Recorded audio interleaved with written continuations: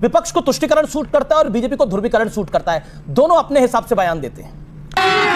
अभी मजा आएगा ना भिड़ो। आपके भी और बीजेपी प्रवक्ता के भी दोनों के सवालों का जवाब मिल जाएगा अगर आप मेरे नेता श्री अखिलेश यादव जी का और इनके नेता माननीय मोदी जी का दोनों का भाषण अगर सुन लें।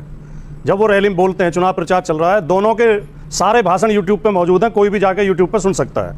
हमारे नेता अखिलेश यादव जी लगातार रोजगार का मुद्दा उठा रहे हैं जी, लगातार महंगाई भ्रष्टाचार का मुद्दा उठा रहे हैं, जो पिछड़े वर्गों को आरक्षण में लूट हुई है उनके साथ उनको न्याय का मुद्दा उठा रहे हैं, किसान की एमएसपी की गारंटी का मुद्दा उठा रहे हैं, बहन बेटियों की सुरक्षा का मुद्दा उठा रहे हैं, देश के और प्रदेश के विकास का मुद्दा उठा रहे हैं। माननीय मोदी जी अपने भाषणों में क्या कह रहे हैं? ये अगर आपके पास 4 भैंस हैं तो भैंस छीन ले जाएंगे, मंगलसूत्र उतरवा लेंगे, जो अगर आपका 4 कमरे का मकान है 2 कमरे छीन लेंगे। अब तो बस ये कहना बाकी हो गया कि जिसके पास 4 बच्चे हैं 2 बच्चे कांग्रेस छीन ले जाएगी। मतलब मानसिक संतुलन उनका बिगड़ा है जो इस तरह की उलझुल बातें कर रहे हैं, या मानसिक संतुलन उस नेता का बिगड़ा है, उस पार्टी का बिगड़ा है जो जनता के आवाम के मुद्दे उठा रहा है। लेकिन नक्शा किसका बिगड़ा है? अगर नक्शा किसका बिगड़ा है? अगर अमीश जी अगर इस देश की सारी राजनीतिक पार्टियां जनता के असली मुद्दों पर वोट मांगने लगे तो ये देश बहुत सुंदर देश बन जाएगा। और अगर इस देश को भटकाने का प्रयास किया जाएगा, हिंदुओं को मुसलमानों से डराया जाएगा, सिखों को जैनों से डराया जाएगा, दलित को ब्राह्मण से डराया जाएगा, तो ये देश की इसका नक्शा बिगड़ के चला जाएगा। ये बड़ी अच्छी बात कही आप। देखिए, ये गर्व की बात है कि प्रधानमंत्री जी ने अपनी हर सभा में, अमित शाह जी ने, जेपी नड्डा जी ने हर सभा में पहले ये बताया है कि 10 साल क्या किया है।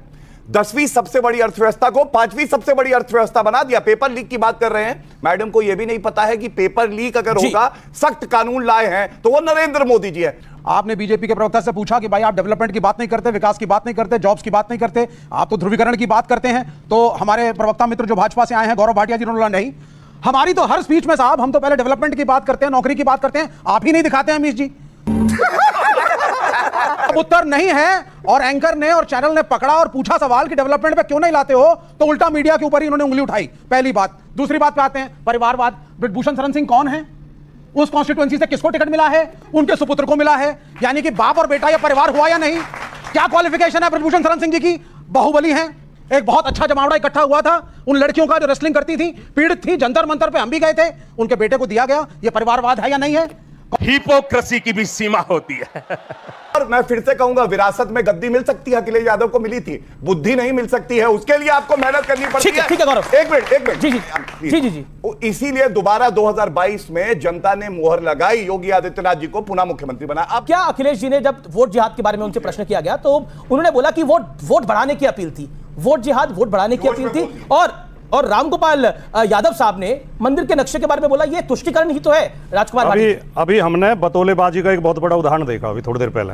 बतौलेबाजी क्या होती है? शुरुआत की हमने अखिलेश यादव का भाषण सुना है, लेकिन अखिलेश यादव के भाषण की एक लाइन नहीं बोली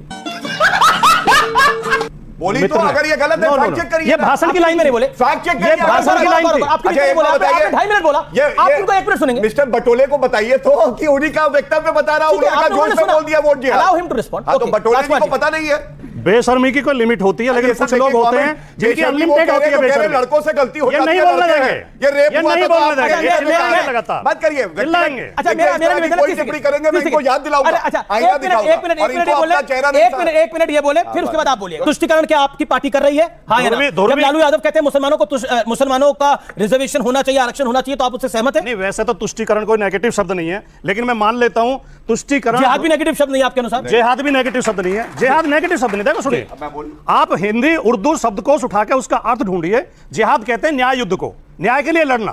अगर कोई देखिए, ये भाषा का अंतर होता है। हम हिंदी भाषी हैं, हम कहेंगे, हम चुनाव में कहेंगे भाइयों ये न्याय युद्ध है। अब जो उर्दू भाषी है वो कहेंगे जिहाद है। केवल इतना फर्क है, और कोई फर्क नहीं। बात तो सही है। आप हिंदी के बारे में मैं यही कहूंगा फिर से, तुम करो वोट जिहाद, जनता कर देगी तुमको बर्बाद। 2014 में जब मोदी जी आए थे तो उन्होंने एक रोड मैप दिया था रोजगार के लिए। रोड मैप में बोला था प्रति वर्ष 2 करोड़ नौकरियां प्रदान करी जाएंगी जो हमारा यूथ है उनको। 10 साल हो गए, 20 करोड़ बनती हैं नौकरियां। तो क्या इस बार युवा ने मोदी जी का भरोसा क्या होगा? क्या इस बार वो रोजगार देंगे युवाओं को? ये एक पॉइंट है। हम रोजगार की भी बात करेंगे और हम भारत को भी मजबूत करेंगे। और ये मान के चलिए पुलवामा हुआ तो इन लोगों ने तंज किया, पाकिस्तान को क्लीन चिट दी और घुस के ठोका तो हमारी वीर सेना ने, क्योंकि मोदी रोजगार से पाकिस्तान कैसे पहुंच गए? रोजगार की बात करिए ना। पाकिस्तान, रोजगार पे बात करिए, रोजगार पाकिस्तान, कुछ देर में चीन पहुंच जाएंगे भी, फिर मुझको देशद्रोही बोल देंगे। ये रोजगार पे बात करिए, ये लोग रोजगार के बारे में जानना चाहते हैं, रोजगार के बारे में बात करिए, क्या प्लान है आपका? सुनना चाहते हैं? जी हम बिल्कुल सुनना चाहते हैं। सुनिए, जी पहले मैंने बताया 10 साल में 5 लाख सरकारी नौकरी बसपा और सपा के समय में हमने 5 लाख रोजगार समस्या। अब आप बीच में मत आपने 2.5 मिनट बोला सर, तो आपने क्या आपको रोजगार, आपको इस देश में रोजगार समस्या नहीं दिखती, आपको रोजगार समस्या नहीं दिखती, आपको इस देश में रोजगार समस्या नहीं दिखती, रोजगार